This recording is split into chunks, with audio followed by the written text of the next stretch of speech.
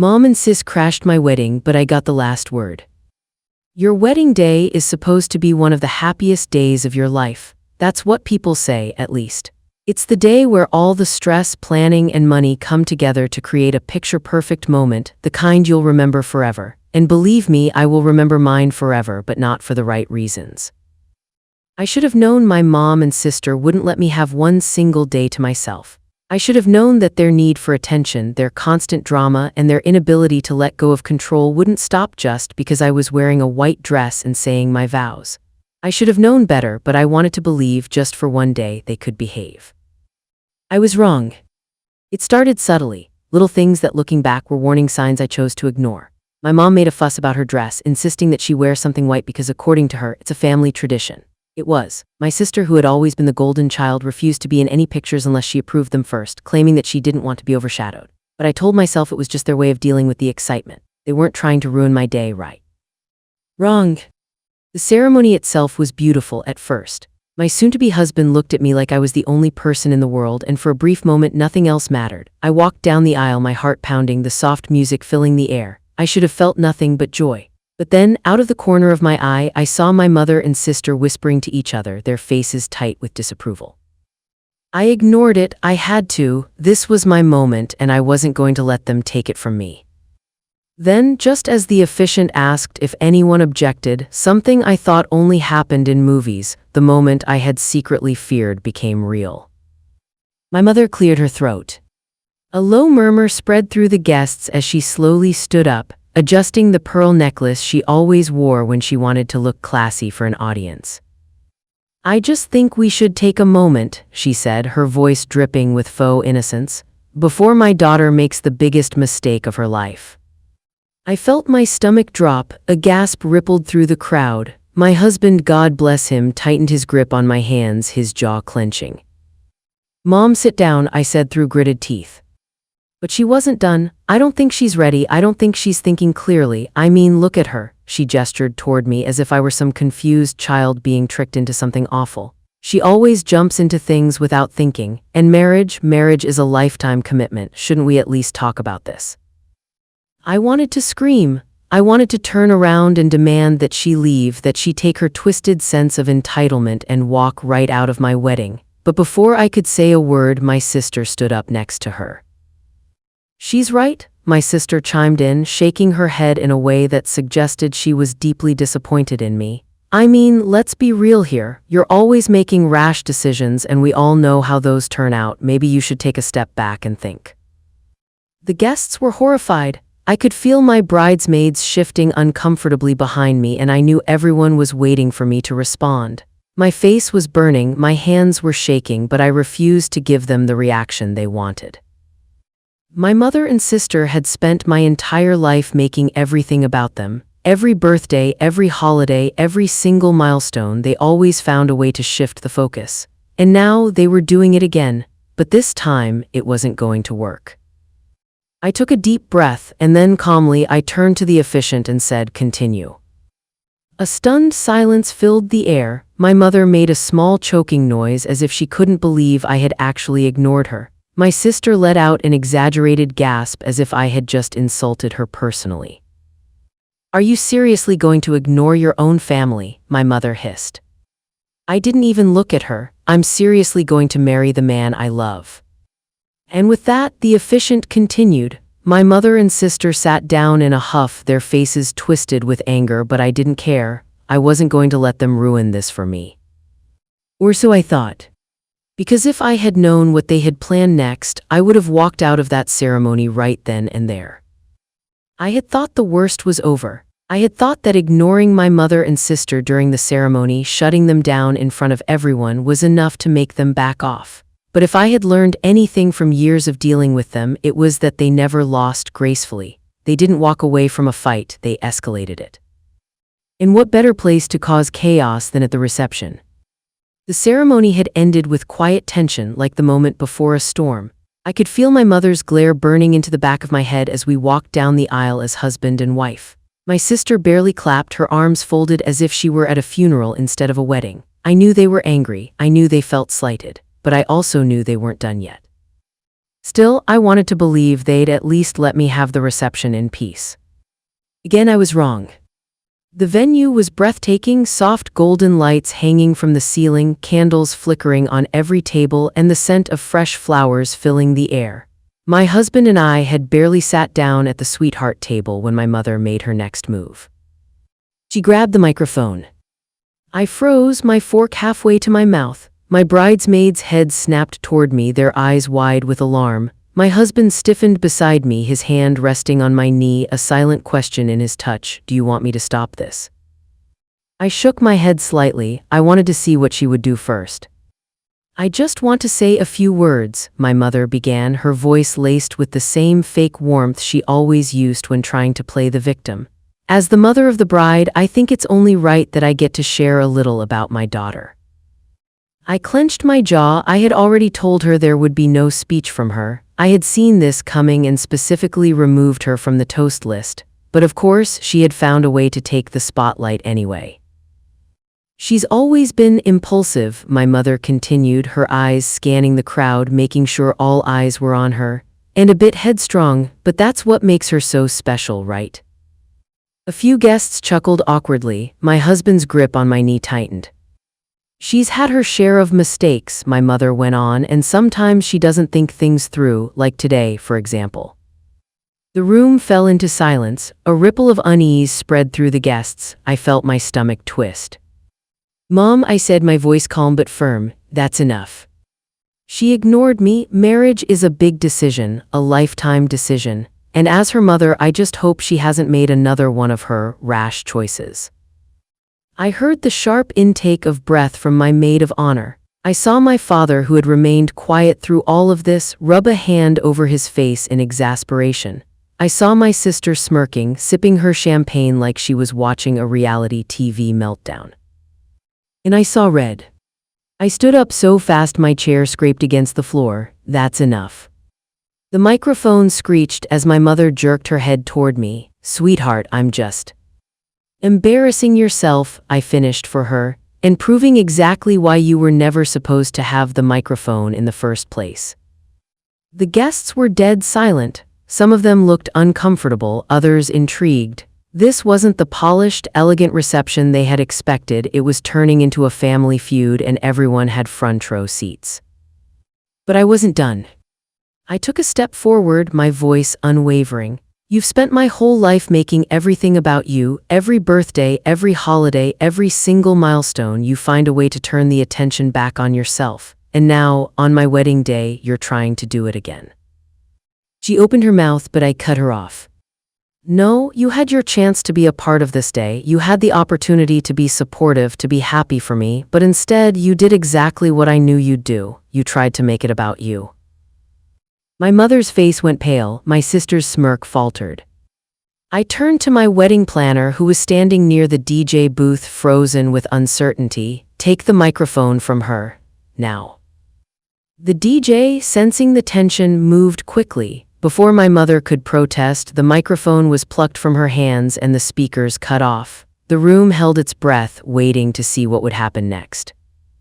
My mother's lips trembled. I just wanted what's best for you. I let out a bitter laugh. No, you wanted what's best for you, and for the first time in my life, I'm choosing what's best for me. With that, I turned back to my husband, reached for his hand, and took my seat again. My heart was racing, but I had never felt more powerful. The reception continued. The music started again. Conversations picked up. But my mother and sister, they sat in stiff silence for the rest of the night, knowing they had lost control. And I had finally won. I had hoped foolishly that after my mother's attempt to humiliate me during the speeches, she and my sister would finally back down. I had taken control. I had shut them down. I had made it clear that they would not ruin my day. But people like them, they don't take being ignored lightly, and as it turns out, they had one more scene left in them. It started when the dancing began. After dinner, once the plates were cleared and the tension in the air had mostly dissolved, my husband took my hand and led me onto the dance floor for our first dance. It was supposed to be a moment of pure bliss, just the two of us swaying to the music, lost in the moment, the rest of the world fading away. For a while, it was, his arms wrapped around me, his forehead pressed to mine, the soft melody of our song playing around us. I closed my eyes and let myself believe for just a moment that everything was perfect. Then, out of nowhere, I heard it, a sharp voice cutting through the music, a voice that had haunted me my entire life. "Oh, give me a break." The music didn't stop, but I felt my entire body tense. My husband must have felt it too because his grip on me tightened. I turned my head slightly, just enough to see where it had come from. My mother was standing near the edge of the dance floor, arms crossed, shaking her head. My sister stood beside her, rolling her eyes as if she were witnessing the most ridiculous thing she had ever seen. A hush spread over the crowd. People were whispering, shifting uncomfortably. Some of my guests looked between me and my mother as if unsure whether to intervene. The DJ faltered, unsure whether to keep playing or cut the music. My mother wasn't done. "This is so over the top," she muttered, loud enough for everyone to hear. "So fake. I mean, honestly, this whole thing is ridiculous." I let out a slow, measured breath. I had held my composure all day. I had taken the high road, ignored their pettiness, refused to let them drag me down. But this was the final straw. I pulled away from my husband, my dress sweeping against the floor as I turned fully to face her. The room was silent, every pair of eyes was on me, but I didn't care. I had let her have her moment. Now it was my turn. "You know what, Mom? You just can't stand it, can you?" My voice was steady, but there was an unmistakable sharpness to it. "You can't stand the fact that today isn't about you, that for once in my life I'm happy and it has nothing to do with you." Her eyes widened slightly as if she hadn't expected me to fire back so publicly.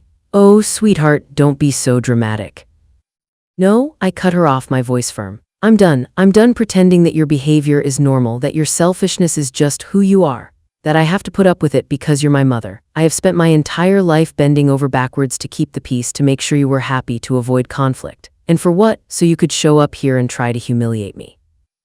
A murmur spread through the crowd. My mother's face went red. My sister's mouth had fallen open slightly, as if she couldn't believe I was actually standing up for myself. I took a step closer. "You were given a choice today. You could have been happy for me. You could have supported me. You could have let me have one day that wasn't about you. And instead, you did exactly what you always do. You made it about you. You tried to make me feel small on the most important day of my life. And you know what? I'm done." The silence was suffocating. My mother's face flickered with something I had never seen before, uncertainty, maybe even a little fear. She opened her mouth, but for the first time in her life, she had nothing to say. I turned to my sister. "And you've never once had my back, never. You took every opportunity to tear me down, to make sure I knew I was second place to you. But I'm not playing your game anymore. You two can spend the rest of your lives feeding off each other's drama, but I won't be a part of it." I exhaled, a wave of relief washing over me. The weight of years of toxicity, of manipulation, of walking on eggshells, it all lifted in that moment. "You want attention so badly?" I gestured toward the exit. "Then go, walk out of here. Let everyone talk about how the mother and sister of the bride stormed out because they couldn't stand not being the center of attention. It's what you both wanted anyway, isn't it?" For a long moment, neither of them moved. Then, slowly, my sister let out an exasperated scoff, grabbed my mother's arm, and pulled her toward the exit.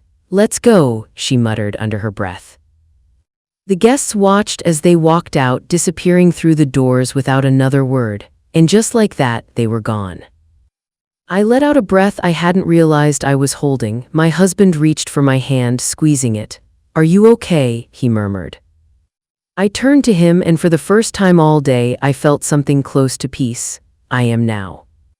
The DJ took that as his cue, restarting the music. The moment passed, the atmosphere shifting back to celebration, laughter, and joy. And as I looked around at the people who had stayed, the people who truly loved and supported me, I realized something. This was my family. And for the first time in my life, I had finally chosen me. The reception continued after they left, but something about the air felt different. Lighter, the tension that had once loomed over the evening like a storm cloud had finally lifted. I could breathe again. The guests, though initially rattled by the scene that had just played out, quickly fell back into the rhythm of celebration. My husband squeezed my hand as we walked back onto the dance floor, whispering in my ear, "They're gone, let's enjoy our night now." And for the first time that day, I truly let myself enjoy it. The rest of the reception went smoothly. We danced, we laughed, and we toasted to the future. My father, who had stayed quiet throughout the whole ordeal, pulled me aside at one point and simply said, "I'm proud of you. It took you long enough to stand up to them, but you did it." His words stayed with me. I had spent my entire life being the daughter who always forgave, who always kept the peace, who always let my mother and sister steal my moments because it was easier than fighting back. But that night, I had changed. I had taken control. And I wasn't going back. As the night wound down, I felt something I hadn't expected: relief. My wedding day had been far from perfect, but it had given me something more valuable than perfection. It had given me clarity. By the time we left for our hotel, exhaustion was settling into my bones, but it was a good exhaustion. The kind that comes after fighting a battle and winning. My husband and I collapsed into bed, his arm draped protectively over me as I drifted off to sleep, thinking it was finally over. But the past never lets go that easily. The next morning, I woke up to a flurry of missed calls and messages. At first, I ignored them. It was my honeymoon and I didn't owe anyone my attention. But as I scrolled through my notifications, one message stopped me cold. It was from my mother. "You really humiliated us last night. I hope you're happy. After everything we've done for you, this is how you repay us. Your sister and I are done with you. Don't expect us to be there when your marriage falls apart." I stared at the message, my fingers gripping my phone so tightly my knuckles turned white. My husband, noticing my expression, sat up beside me. "What's wrong?" I handed him the phone. He read the message, then scoffed. "Typical." I swallowed hard, a wave of emotions crashing over me: anger, frustration, disappointment, but most of all, a strange sense of finality. This wasn't just another manipulation attempt. This was their way of punishing me for standing up for myself. And for the first time, I didn't feel the urge to respond. I didn't feel the need to explain myself to try to make them understand. I was free. I blocked her number, then I blocked my sister just in case. I placed my phone on the nightstand, turned toward my husband and smiled. "Let's go enjoy our honeymoon." And just like that, I walked away from them forever. The first day of our honeymoon was perfect. No interruptions, no stress, just my husband and me, finally starting our life together. We spent the day soaking in the beauty of the beachside resort, the sounds of the waves lapping against the shore, the sun warming our skin. I should have felt nothing but happiness, and for the most part I did, but in the back of my mind my mother's message lingered. Not in a painful way, not in a way that made me regret my choices, but in the way that old wounds itch as they heal. I kept telling myself it was over, that I had walked away and that was the end of it. But deep down, I knew they wouldn't let it be that simple. I was right. The next morning, as I was sipping my coffee on the balcony, I heard my husband's phone buzz. He picked it up, his brow furrowing as he read the screen. "It's your sister." I let out a breath. "What does she want?" He turned the phone around so I could see. A wall of text greeted me. "You need to talk to Mom. She's a wreck. She didn't sleep all night, she's barely eating, and all she does is cry about how you abandoned her. Do you even care? I know we've had our fights, but family is family. You don't just cut them off like this. It's disgusting how easily you threw us away. Call her before it's too late."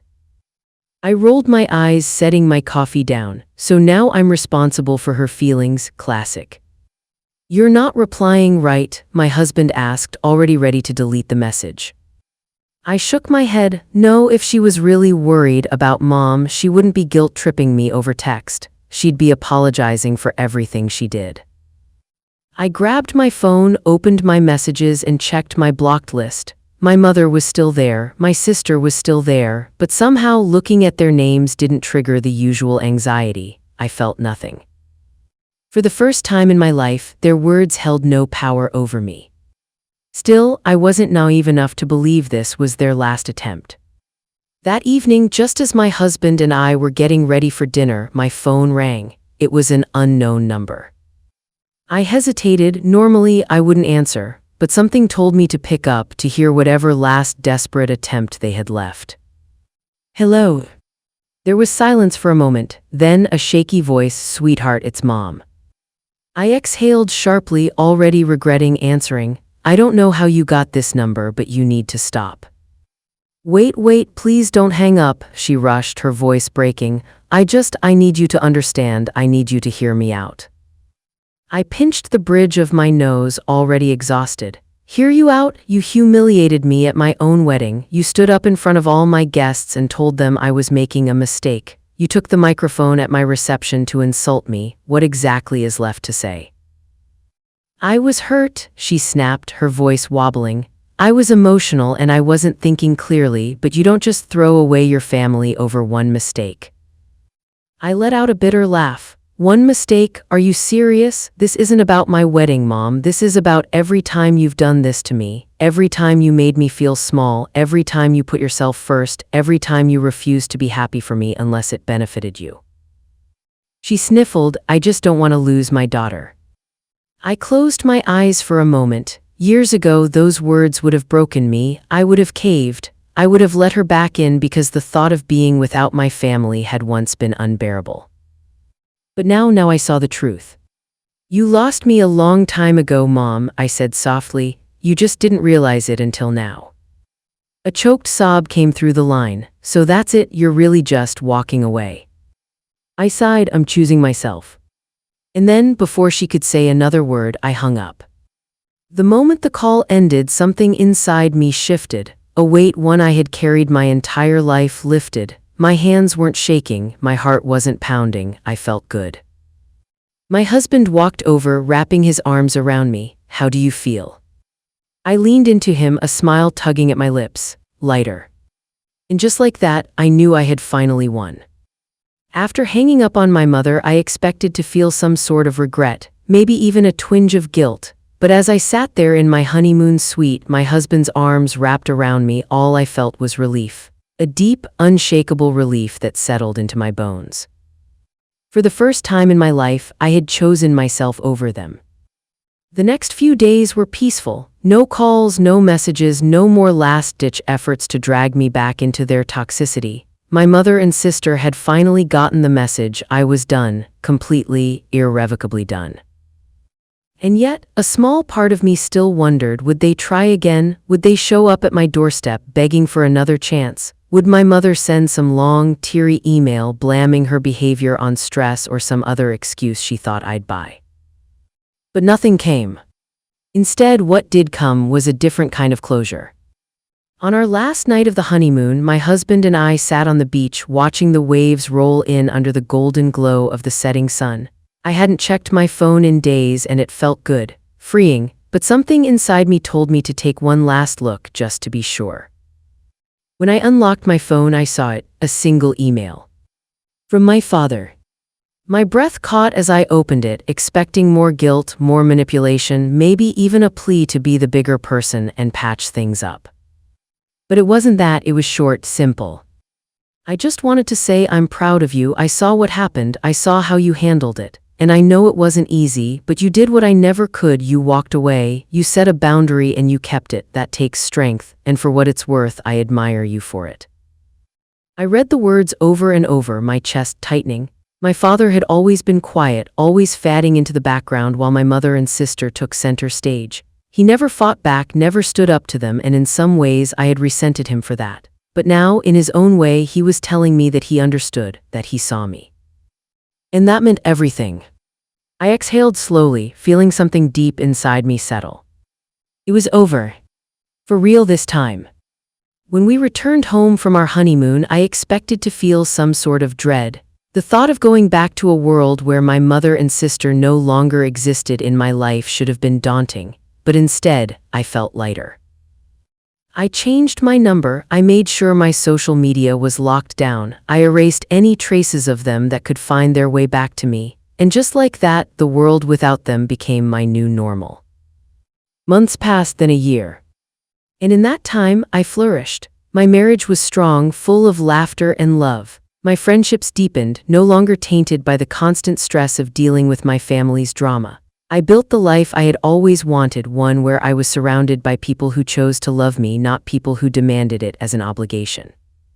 Then, one evening, as I sat on my porch watching the sunset, I received a message from an unknown number, a single line of text. "Do you ever think about us?" I stared at it for a long time. I didn't need to check who it was from, I already knew. And for the first time in my life, I didn't hesitate. I deleted the message.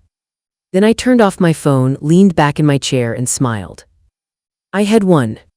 Life moved forward, peacefully, quietly, without the constant weight of my mother and sister's drama hanging over me like a dark cloud, and it was beautiful. For so long, I had assumed that cutting them off would leave a gaping hole in my life, that I'd feel lost, unmoored, incomplete without them. But the truth was that my life became fuller without them, lighter, freer. The relationships I had before, ones that had been pushed aside, suffocated under the weight of my family's toxicity, began to thrive. My friendships deepened, my career flourished, and my marriage was stronger than ever. There was no longer the constant need to explain, to defend, to justify my choices. I had built a life that was finally mine, untouched by their influence. And I never looked back. A year passed, then two. Occasionally, a stray thought of them would cross my mind like a shadow passing by a window, but that was all they ever were now, shadows, ghosts of a past I had finally left behind. There were no more unexpected messages, no desperate attempts to pull me back in. They had accepted in their own bitter way that I wasn't coming back. I was free. Then one day I received an invitation in the mail, a wedding invitation. It was from my sister. I held the envelope in my hands, staring at my name printed in elegant script. A part of me almost laughed at the audacity. After everything, after the chaos they had created on my wedding day, she was inviting me to hers. I opened it slowly, expecting some hidden message, some final attempt to manipulate me, but there was nothing but the usual details: date, venue, RSVP request. And at the very bottom, a small note handwritten in ink. "I hope enough time has passed for us to start over." I traced my fingers over the words, waiting for something: anger, sadness, longing, but all I felt was nothing. The old me would have debated it, would have considered reaching out, letting them back in just to keep the peace, but I wasn't that person anymore. I smiled softly, placed the invitation in the trash, and never thought about it again. Years later, I stood in my own home, my children's laughter echoing through the halls, my husband's voice calling out from the kitchen. This was the life I had built, a life free from the drama, the manipulation, the constant weight of trying to please people who were never satisfied. This was my family. And as I closed my eyes, listening to the beautiful chaos of love and laughter around me, I realized something. I had never needed them. They had needed me. And that was the last thought I ever spared for them.